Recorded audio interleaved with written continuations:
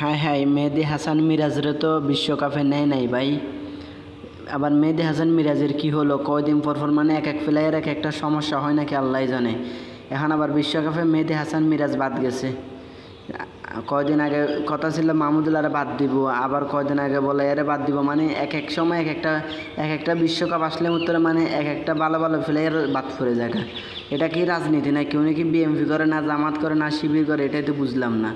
আরে ভাই, উনি তো একটা ভালো মানুষ এবং ভালো প্লেয়ার, দলের জন্য কতভাবে খেলে।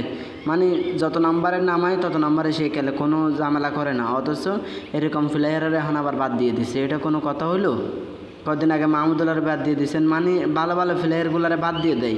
এখন আপনারা যদি এইসব রাজনীতি যদি খেলার ভিতরে ঢুকান, তাহলে তো দলের অবস্থা খারাপ হয়ে যাবে। এখানে দলের ভিতরে আবার রাজনীতি ঢুকানোর দরকার কি? প্লেয়ার তো সবাই তো দেশের জন্য খেলে, সবাই তো বাংলাদেশের জন্য খেলে, তাহলে এখানে আবার রাজনীতি ঢুকানোর দরকার আছে?